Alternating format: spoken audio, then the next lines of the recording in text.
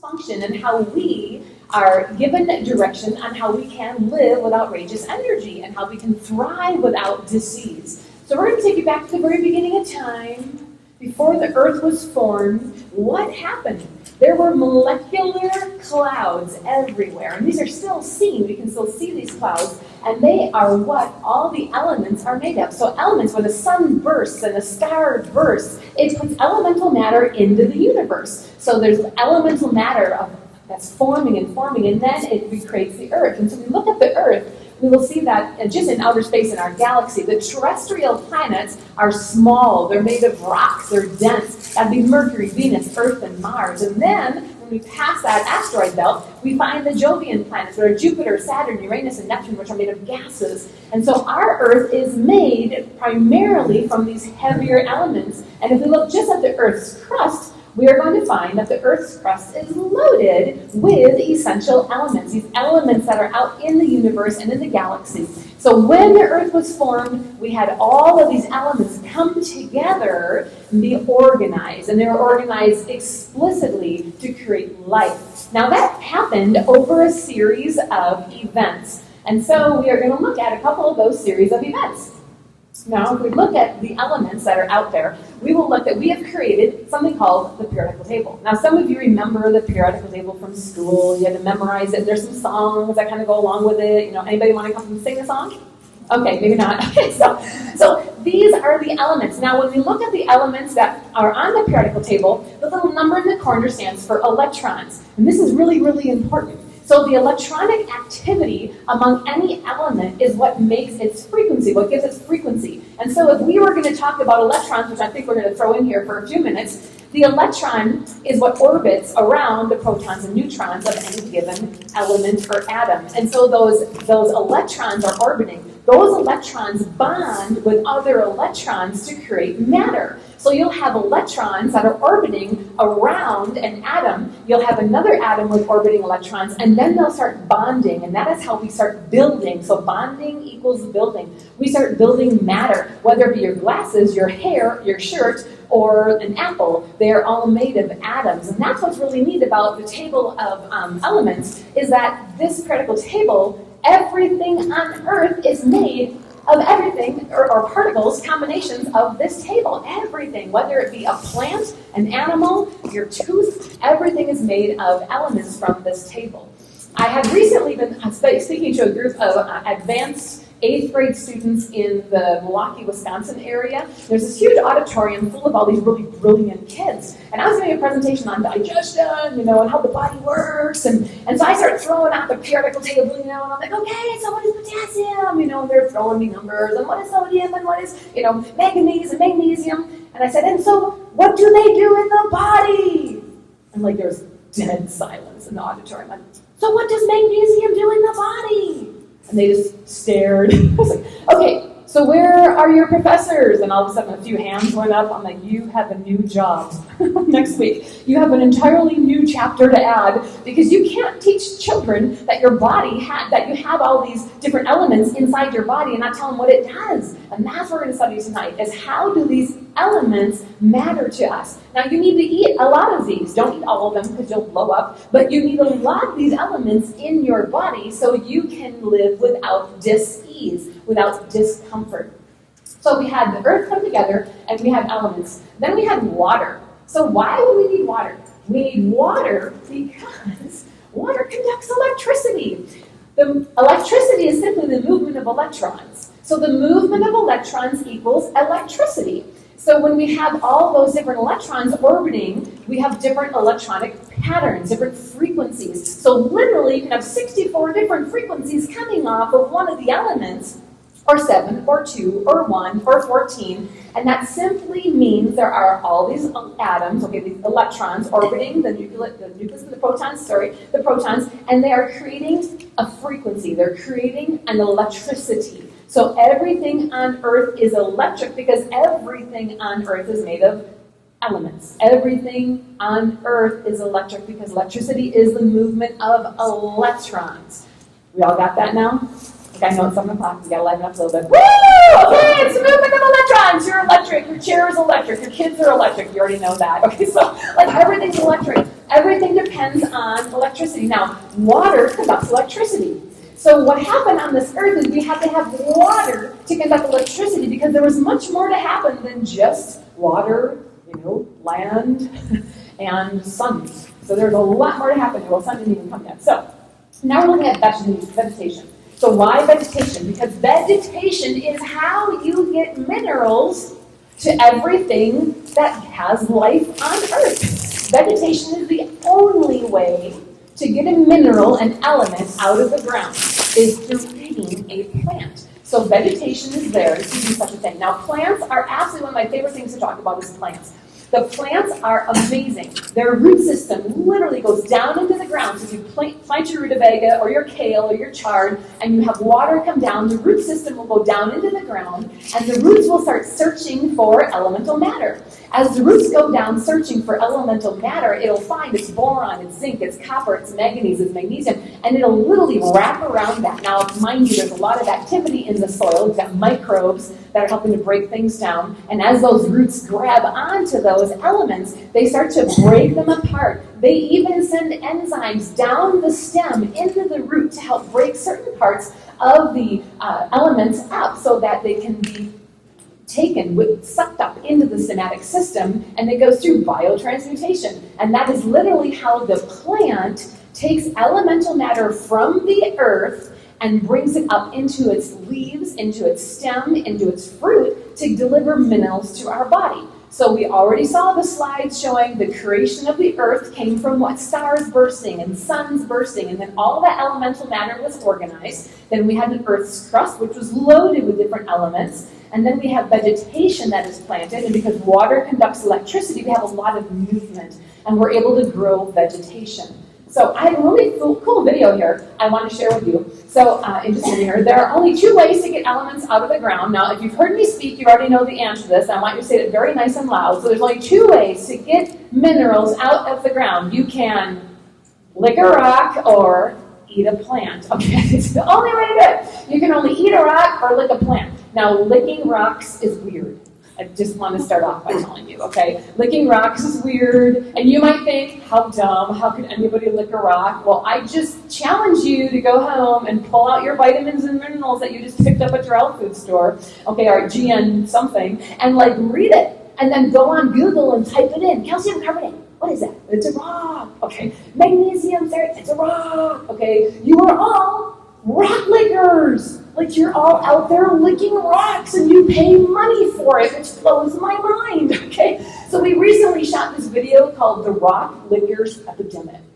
And we took all these kids and we went up to the side of the mountain where there had been a fire, and we have these children bouncing from one rock to another, licking them and gathering them and putting the rocks in blenders. Because that's what you're eating, ground up rocks that are capsulized or put into a tablet. But your body is not a plant. Your body cannot alter that rock into a bioavailable mineral to your cells. So you can lick rocks or eat plants. That's the whole thing you do. So plants become very wonderful. This is the video I wanted to show you. It's a short video, but it shows how absolutely amazing plants are when they start to pick up those essential elements. They are so driven to provide to whoever's going to eat the vegetation all the essential elements it possibly can get, that they will break food down so they can get that into your body. Let me just make sure I can start the play button here. I will warn you, we're going to have a change of pace. I was really energetic and have a lot of excitement and energy. This lady does not. Okay, but that's okay. It's only for a few minutes, and the video is amazing. Are you ready? Are you excited? It's a movie night. I know, you didn't sleep this, did you? Yellow soybeans are not healthy soybeans. Why? Because soybeans turn yellow when they lack a critical mineral, iron. Plants require a balance of minerals for healthy growth. Without the proper balance of minerals, the plant will not grow normally, and eventually crop yields will decrease. This in turn affects humans because a substandard food crop will be less nutritious. Minerals, such as iron, come from the soil. Depending on soil conditions, mainly pH, the mineral can be bound to a soil particle or soluble in the soil. This animation will focus on the reactions required to free a mineral from the soil, which makes the mineral soluble and available for uptake by the plant. In this example, we will follow the mineral iron as it makes its way into a soybean plant. To grow properly, plants extract iron from the soil.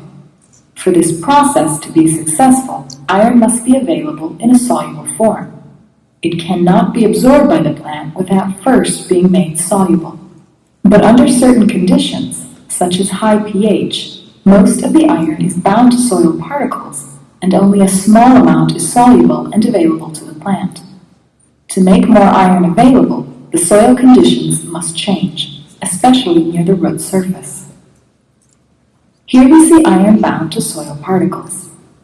Unless this iron is released from the particles, the plant will exhibit iron deficiency stress. Soybeans are sensitive to low iron levels, which causes the plants to exhibit yellow leaves. This yellowing of the young leaves slows plant growth and reduces yield. Because of its chemical properties, iron is bound to soil particles when the soil pH is too high. The mineral remains bound until the pH is lowered.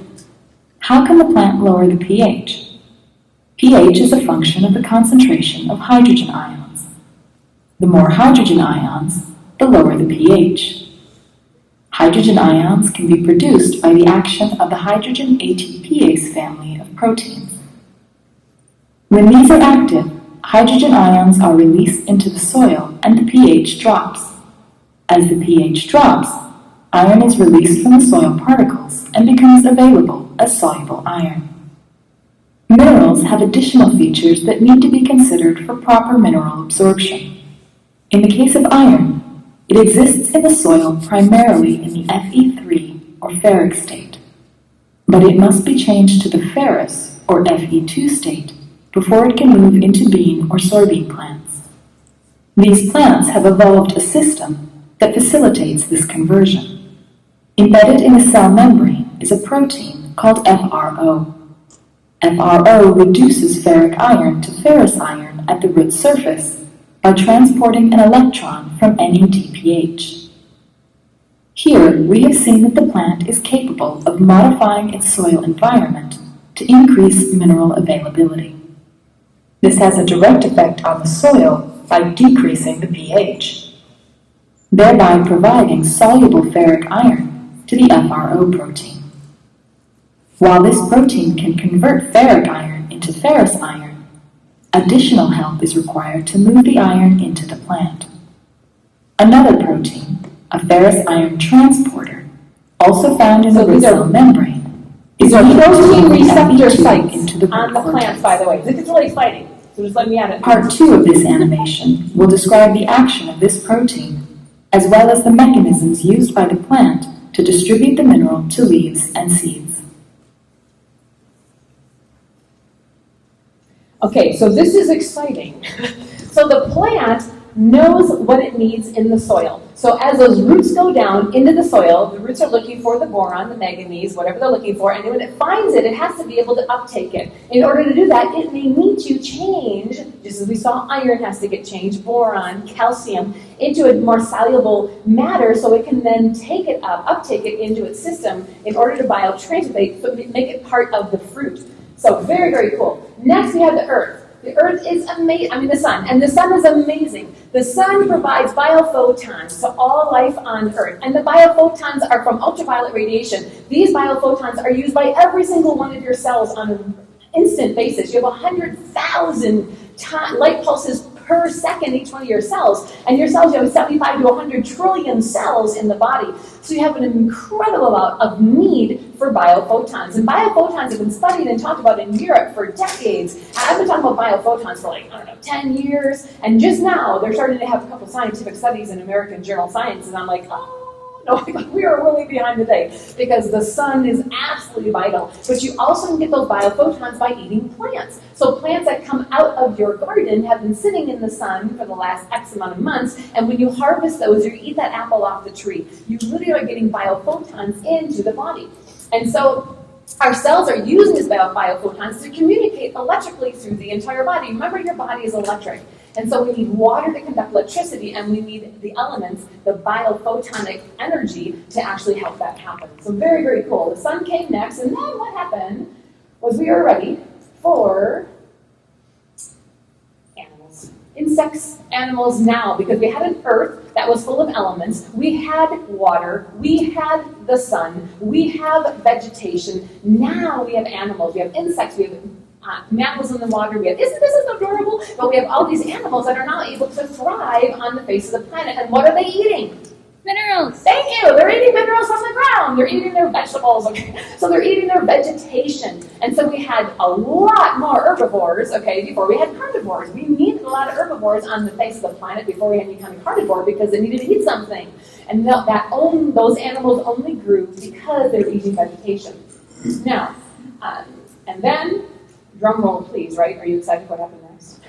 The amazing human. So then during the whole evolution process, we became human beings. And our human being that we hold dear, this body of ours, is made of organs, glands, tissues, and 100 trillion cells. Those cells in the body, your cells and your lymph fluid are extremely vital. Number one, everything's made of a cell. During conception, a husband and a wife, right there together, mom and dad come together, and boom, you have this one cell organism, not for long. Anyhow, it starts growing and dividing, growing and dividing, growing and dividing, and every time it grows and divides, it sends out it repeats itself. So one healthy cell will create two healthy cells and will pass down cell membrane. At cell memory. So that cell memory is being passed down in your heart right now. The memory that is in your brain is being passed down. How to create a healthy brain. How to create a healthy liver is being passed down right now. How to create a healthy, ileocecal valve, a stomach, your spleen, right? All of the body parts are literally being rebuilt and refiltered by this cell communication.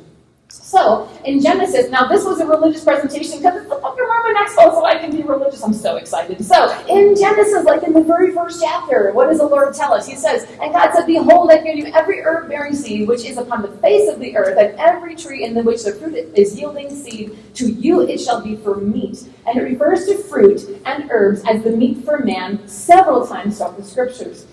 Those who follow the Latter-day Saint belief, I studied religion in college, by the way, so I read the Quran, had a wonderful experience with many, many faiths. And I just was converted to the LDS church when I was 18, and rather rowdy, but anyhow, lots of fun. But I wasn't really rowdy, I was just trying to wake you all up on that. But anyhow, so Doctrine and Covenants, we find this thing called the Word of Wisdom. And the Word of Wisdom is given with a promise, and we're going to cover the promise first, and then the principles behind that promise. Number one, we're told that we shall receive health in our navel, marrow to our bones, and shall find wisdom and great treasures of knowledge, even hidden treasures, and we shall run and not be weary and walk and not faint. Now, you can do that. And this is a promise that was given. But we need to look at the principles. So we look at the principles and we find, again, the wholesome herbs that God has given to us. Every herb in the season thereof, every fruit in the season thereof. And we find that also the Lord refers, and I wanted to put this in here because we really practice a vegetable diet, a very plant-based diet. I've worked with hundreds of thousands of people around this country. I've presented to countless people, and the people we work with, we get all of them on a plant-based diet because we've watched cancer, narcolepsy, epilepsy, neuropathy, you name it, Crohn's, colitis, all of these things dissolve when appropriate minerals are given back to the body. And where do you get minerals from? Plants, right? It's the only place to get a mineral is from the plants. And so I refer to the meat because I have a lot of meat eaters, and I'm from Wisconsin where everyone is a cheesehead, okay? I got dairy cattle in my backyard. So anyhow, and so I wanted to mention this. Flesh of the beast and fowls of the air, the Lord has ordained for the use of man to be used with thanksgiving. Oh my goodness, thank you, dear animal, and to be used sparingly. And it says, it's pleasing unto me that they should not be used only in times of famine and winter and cold. And our grain is, of course, ordained for the use of man and beast. And he comes back to that, saying, all wild animals that run and creep on the earth, and these God made for the use of man in times of famine and excess of hunger. 1, 2, 3 times he refers to if you're going to eat meat, it needs to be sparingly. Times of winter and famine. Oh, you better be thankful. Sparingly is not 3 times a day. Okay, sparingly is not 3 times. It is literally an entire city. Every single cell has a respiratory system. Every cell has a lymphatic system. Every cell has a reproductive system. Your cells are absolutely amazing. You've got your cytoplasm. You've got your Golgi apparatus. I'm going to kind of pop through your ribosomes. My favorite is going to be your cell membrane and cell receptor sites. Cell receptor sites are these fuzzy little finger-like things that stick off of your cells, and you've got hundreds and thousands of them on the ends of your cells. Here's how the body works. Those cells, that cell is loaded with thousands of enzymes. Every single enzyme needs a mineral in order for it to function. Where do minerals come from? Plants. Now, these cell receptor sites that are loaded on the other outside of the cell, they're antennas, and they send out a frequency of what they need. Boron, magnesium, vitamin K, zinc, iron, right? So there's always tiny little antennas, and there's like sending off frequencies of what they need so that they can attract it through the cell protein receptor sites. Those cell protein receptor sites literally have like a lock and a key on the end of that site, and they will suck in what is needed. The trigger to cell receptor sites is there's only two ways to activate a cell receptor site. One is a molecule. Eat your organic Granny Smith apple, eat the kale, eat the tomato, and you're getting the molecular structure of a mineral or whatever you might be eating, or an electromagnetic frequency, which could be a tone, a voice,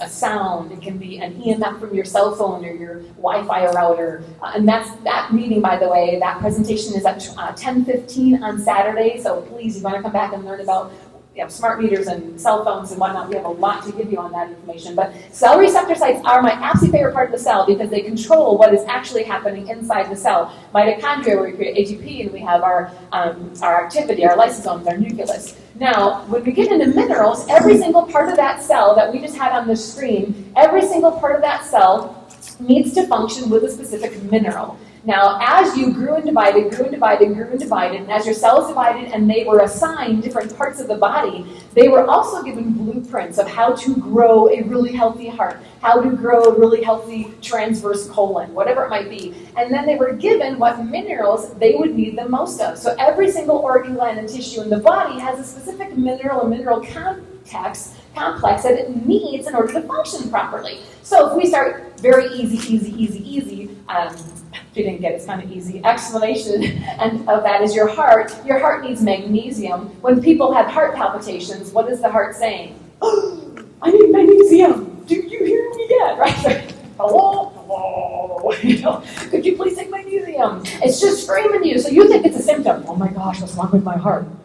You're not feeding it. Like it's screaming for something. You're constipated, you need magnesium too. When your skin's getting all weird and flaky and you're getting little spots all over it, you got zinc, So you're really looking at, you need minerals for every single part of the body. And we break those minerals, as human beings, we break them into trace minerals and macro minerals. Macro minerals just means you need more of them than you do trace minerals. That's the only difference there. There's a lot of difference. I've actually written extensively on minerals, but what is an electrolyte? This is where the media kind of jumps at it. An electrolyte is just a way to sell you more products. Okay, but really what is electrolyte? All electrolyte is a macro mineral. That's where all your electrolytes come from. And just how important are electrolytes? How important is water? How important is heat from the sun and biophotons? Let's check this out. If you get rushed to the emergency room, what are they going to do right away? Number one, give you an IV. What's in the IV? Water and electrolytes, right? Of course, they're rocks. They don't blend up a green drink for you and stick it in your IV. That'd be way too much money. But at least they're getting something. You can absorb 10 to 20% of any given rock. But anyhow, so you've got IVs here, and then you also have heat, you have blankets, because they want to warm the body up. Why do they warm the body up? Because if you drop 1 degree temperature in your body, your core temperature of your body, you lose 32% of your immune system. It is so important to be warm. Thank you for bringing your blanket, you two, and warming up during this very cold convention. But anyhow, you are on this. You heard me speak. Anyhow, but your body must be warm. I'll never forget, we were filtering this home for a lawyer, and we got there, and he was really, really sick, laying on the ground, sprawled out. I'm like, this is odd. And we were doing this home. I'm like, sir, can I help you? I'm like a holistic healthcare practitioner. Can I just help for a little bit? Because you obviously look really sick. What can I help with? And his home was freezing. Now, number one, it was 8,000 square feet, so maybe he didn't want to pay the electrical bill for heating it, but I'm sure you have to raise the temperature of your body. We need to turn the heat on. We need to get you covered in blankets. You need to be wearing, sweats and warming up the body, because we have to increase the heat in order for the immune system to function. Anyhow, so what does Karen recommend? right? What do I recommend for you to run and not be weary, walk and not faint? Guess what? The exact same things as it was in the beginning. Okay? Da-dun-dun. Drink your water, because water conducts electricity. If every one of your cells is functioning electrically, which of course we know it is, and we know water conducts electricity, why aren't we drinking it? Okay, water conducts electricity. Coca-Cola doesn't conduct electricity. Gatorade, Pepsi, those don't conduct electricity. That's a whole other mess we got to talk about when it comes to clogging up cell receptor sites. But water will conduct electricity. So our motto is 2 quarts of water by 2. That's what we want to be looking at when it comes to how much water should we be drinking. You can drink more than that, of course. Love the sun. The sun will never cause cancer. Oh my goodness, the sun will never cause cancer. The sun can't cause cancer. The sun will give you biophotons, and the sun will heat your body up. It will raise the core temperature. It will act as that far infrared heat because it wants to detoxify your body. So where does cancer come from when people are in the sun? That comes from the years of eating potato chips, the years of eating French fries, all the toxins in their food, chemical agents they can't even pronounce that are in their soap, right, and in their lotions, to make them glorious and to smell like apricots. Well, those products are toxic. And those toxic products, when heated by the sun, guess what? Have a chemical reaction, and you can get carcinomic responses. And I speak extensively on cancer, by the way. So sun is wonderful. We actually had just a great experience with one of the gentlemen we've been working with. He had a lot of issues with his health. He was 400 pounds. He had a lot of open wounds up from his ankle to his knee. He'd had them for years. He had compression socks. He was undergoing $1,000 of therapy. And he came to me. He's like, well, what do I do? And so, we did a wonderful consultation, and I actually put him on hydrogen peroxide, 35% grade, in his water every day, 9 drops or so, in a gallon of water, and I had him soak his legs in that hydrogen peroxide, and then I had him in the sun every single day for 45 minutes, 4 hours, every morning in the sun. I said, get as naked as you can, scare the neighbors, I don't care, get out in that sun. And he came back just maybe a month ago or so, was it? And this has only been 5 months or so. His legs are completely healed. He says, Karen, I can't believe this. I'm still paying thousands of dollars for the therapy we had. And what healed him? Oxygen, hydrogen peroxide, and the sun. Minerals and the sun. So I am a lover of the sun. The sun is absolutely, not only because the sun is so incredible at creating vitamin D3, which is needed by 10% of your gene pool, but because it is so important for detoxifying the body. And then eat your minerals. Please eat your vegetables. Your vegetables are where you get your minerals from. Remember, as those plants go down and start sucking up minerals out of the ground, if they're water-soluble minerals, because you'll have water-soluble and fat-soluble minerals, that's all covered in my book, so you can go ahead and find those pages. But if they're water-soluble minerals and you boil your green beans, what's going to happen to the water-soluble minerals? They're going to go into the water. So then, remember Grandma would always say, save the water, give it to the plants.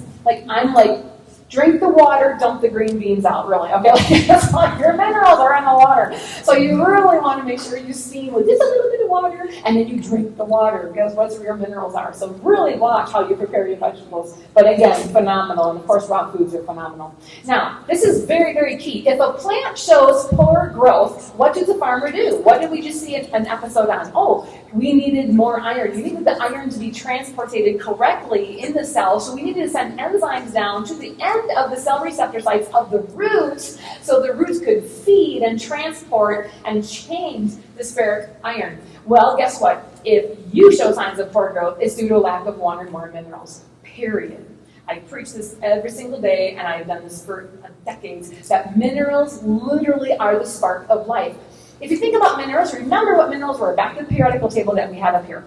The periodical table shows you all the different elements that are in the earth, but it also shows you the electronic signature of every element. That electronic signature means something. When you have 64 electrons vibrating, or 32, or 12, or 7, you're going to have a different spark, a different electrical charge.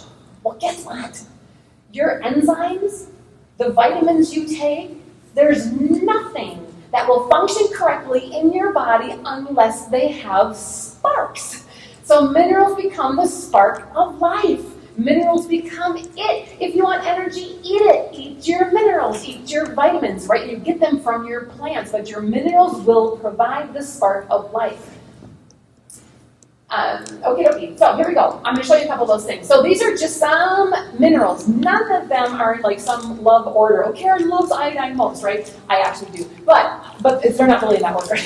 Iodine just came up first. I'm like, oh, iodine. Because as a nation, we are one of the most iodine deficient cultures on the face of the planet. It is the number one thing we get people on is a nasty and iodine. Now just don't go run and buy some crappy iodine, because if it's not cell permeable, if it's not from a plant, it is useless to the body. So you need to make sure you're getting the right supplements, period. You can see me later. Anyhow, so iodine, endocrine system, the thyroid is vital. Iodine is vital to the thyroid. Really quick synopsis in a minute here. Your thyroid, that butter-shaped endocrine system gland around your esophagus with the parathyroids, that thyroid makes T4. Well, after making T4, it sends T4, which is useless to the body, okay? It sends it to the liver, and that's where it's converted to T3. Now it's useful for the body. So T4 gets converted to T3, then the T3 is put into your cholesterol and then delivered through your whole body, and your entire body needs T3. Well, the T4 stands for 4 molecules of iodine. So guess what? If you don't eat iodine, if you don't eat foods that have iodine, you will never make T4. And therefore, you will never have T3, so you'll have a sluggish metabolism, because T3 is part of the ATP production for us to function. So iodine is essential. So if you have hypothyroidism, for Pete's sake, you need iodine. You can either take one that the doctor gives you for the rest of your life, or you can go ahead and get on an iodine-rich food, and then all of a sudden, boom, you can watch some of that disappear. And we'll have time for questions in just a few minutes. Zinc is phenomenal for healthy skin. Zinc is a man's mineral. So if you got a man in your life, get him some zinc, okay? Incredible for virility, wonderful for skin, wonderful for men and women alike. But zinc is, if you read any of my work, I speak a lot on virility because it's sex and bowels that really moves the world. And a lot of people just can't have sex anymore, and they just don't have bowel movements. So we try to fix that very successfully, thank you. And so magnesium, digestion, absorption of food, heart and circulation, muscle movements. Magnesium is crucial for the heart. Iron carries oxygen to every single cell in the body. If you don't have enough iron, you don't have enough oxygen, and then you can't run and not be weary. So you have to have iron in order for your oxygen to function properly, so you can run and not be weary.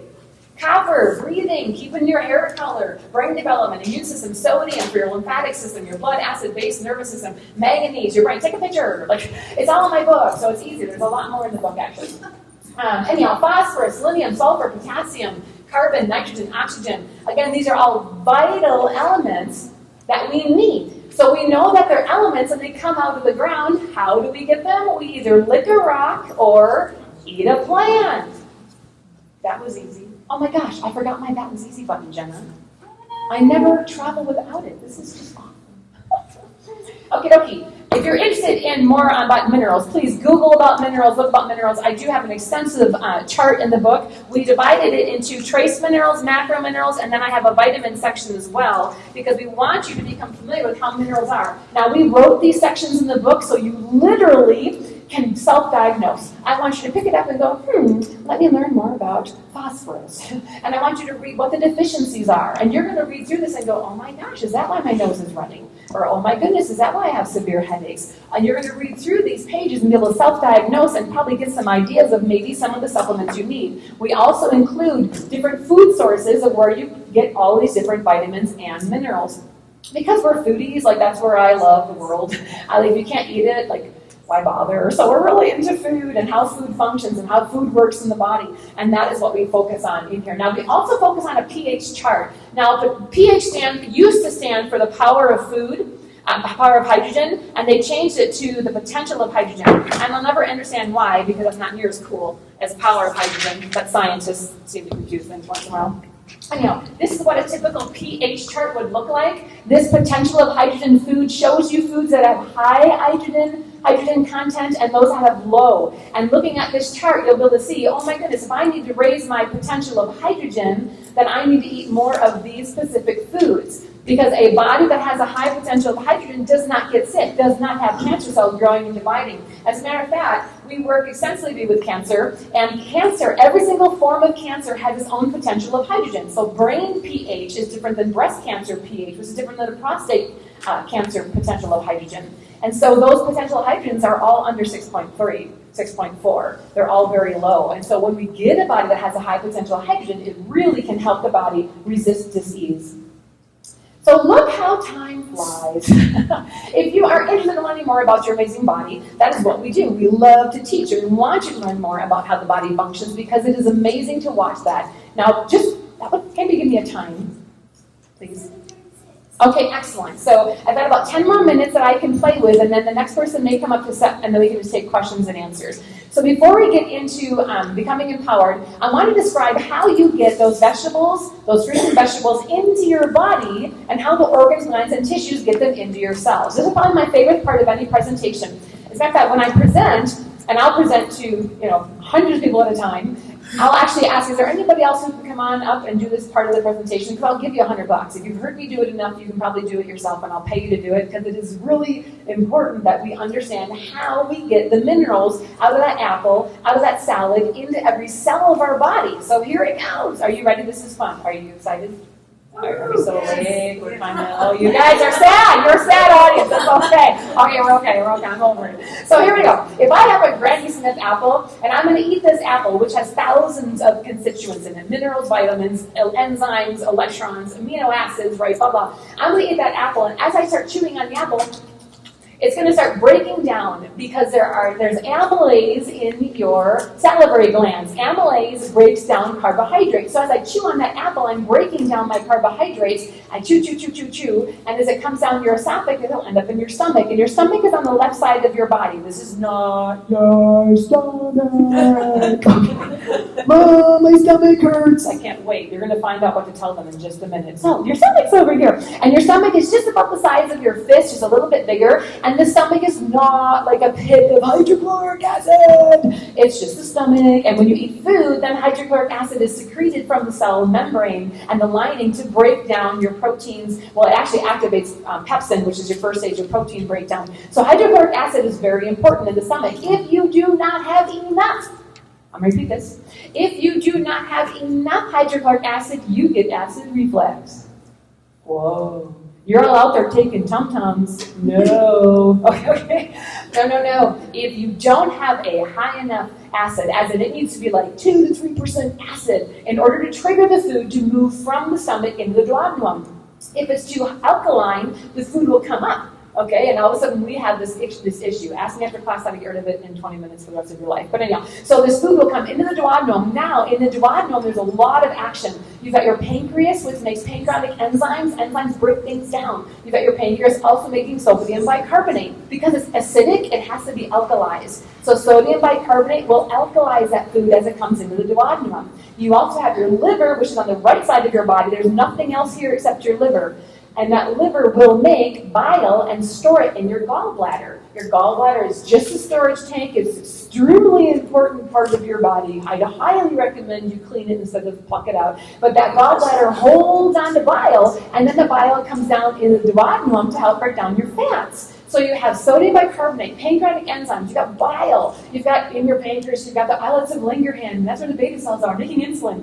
Okay, so all this excitement is going on depending on what you just started eating in your mouth. So as this entire complex in your visceral cavity is functioning, your food's just traveling along like 7 feet of intestinal system, and it's being broken down. It's getting sucked up by microvilli, and so these microvilli line. So if you were to cut me open, you'd see 27 feet of intestinal system lined with microvilli along a corrugated hose, and then you would see these capillaries that were sucked up to the back of the intestinal system, sucking all this food I just ate. So the big apple I just ate, or the salad, is being broken down into simple sugars, fatty acids, amino acids, and it's all getting sucked up into the small intestine. That small intestine is delivering it to the liver. That's the main job. The liver runs the body. The liver is amazing. The liver has several hundred functions, but one of the things the liver does is it has this P450 pathway, that's the abbreviation, and the P450 pathway is like a conveyor belt for chemicals for everything,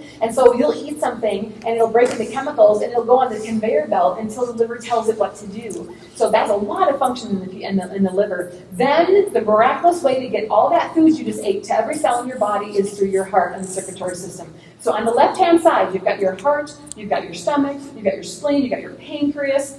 Well, that heart is beating, kapow. So the heart beats, kapow. And it shoots really hard through the arteries, through the capillaries, and it delivers blood full of nutrients and oxygen to everything. And it'll go into your left atrium. Now, mind you, when it came up past your liver, what did it get?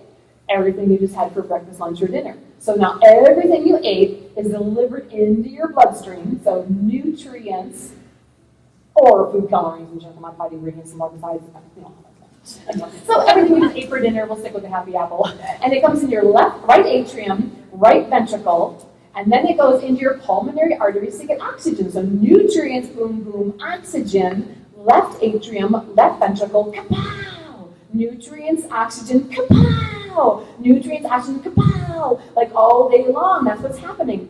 Which is fantastic if you had a green drink and a salad, nutrients, oxygen, kapow!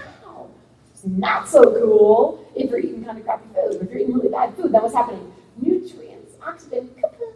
Nutrients, oxygen, kapow! My fingers are cold. My toes are cold. I can't have an erection. Right? Those are all like circulatory problems. And they're circulatory problems because our blood is loaded with everything that we ate. So if we're eating really hard foods for our body to break down, or if we're eating a lot of gluten, emphasis on the glue, and mucus, there's a reason there was a cow on the outside of the Elmer's glue bottle. Just think about it. I don't care what you do. I'm just putting it out there. Okay, when we're eating gluten and mucus, how do our cell receptor sites communicate with each other? They're clogged. And then we have a lot of fat from the foods that we eat. We're creating a chemical issue in every single cell of the body. So we need to look into detoxifying the body, pulling those things out of the body, pulling gluten, pulling mucus, pulling fats, so our cells can better communicate. As our cells communicate and detoxify, we are able to have a lot more energy because the energy is going into revitalizing the body, rebuilding the cells. Again, one healthy cell equals two healthy cells. One sick cell equals two sick cells. And that whole division, cell division, is carried out based on what you eat, drink, or put on your skin. So everything we eat goes into our body. Now, I titled this, You Can Run and Not Be Weary, Walk and Not Faint, because you really can. It's not just a metaphor in the scriptures that we read about, or that Isaiah thought about, or that we have in this treasured sacred book, the Book of Mormon. This is an actual promise that we've been given. And if we flip back through all of these slides, we can look at, we've been given this promise because of these minerals that come from the earth. The minerals that came from Mother Earth when it was formed from what? Suns bursting, stars bursting. And as that elemental matter was formed into our earth, what happened? We had water, because water conducts electricity. Then we had vegetation grow and root systems go down to pull the elements out of the ground. And as they pull them up, then you eat those pieces of fruit and those vegetables in their raw form, and you are going to get all these wonderful fruits and essential elements into your body, into the animal's body. So we live based on elemental matter. It's what we are made of. We are made of stardust. You're all stars. I love it. Anyhow, but it's what you're made of. And when we turn away from the simplicity of what God put on earth, in the very first chapter of Genesis, we were told by those who know so much more than we do, that every herb-bearing fruit and every fruit in the season, those were given to us as meat. And we're told in Doctrine and Covenants, in the Word of Wisdom, that we are to eat meat sparingly, as in animals, because he recited animals 3 times, sparingly in times of winter and famine, and then with great thanksgiving. Going to the grocery store and getting a slab of red meat, which is not supposed to be red, and making dinner with it isn't thankful. That's not Thanksgiving. Now, what I really wanted to focus on at the end of this presentation was just this. A couple weeks ago, when I was in Wisconsin, and we were giving, TNC training. So I had 3 days, about 30 hours with this group of people. At one point, I was talking about minerals and how minerals are uptaken by the plant, and we really got intricate. And we had already been speaking for about 3 or 4 hours on minerals and on electromagnetic frequencies. That's all we spoke about. And right before lunch, I said one thing we always do, and I don't care what faith anybody is around the country, is we always pray for our food before we eat it. Because I know that water conducts electricity, so I know, and I've done enough studies and tests, that if I talk to my water, it's going to change molecular structure. You can put that in your Indian microscope, and period, amen. I know this can recite this, etc. So I know by talking to my food, it's going to respond. And I also know the incredible amount of work that those plants go through to obtain the iron and the potassium and the sodium from the earth, from the soil. It works with the microbes to obtain and bring those elements into our body so that we can get the essential elements needed for our organs, glands, and tissues. So when you go home and you look at that salad, or you make a green drink tomorrow morning, or if you're like, oh, I'm so excited, I'm going to eat red peppers forever, I want you to look at that red pepper with passion. And I want you to go, holy smokes, that red pepper is going to add calcium to every single cell in my body. And then think about what the plant did to get the calcium into its being.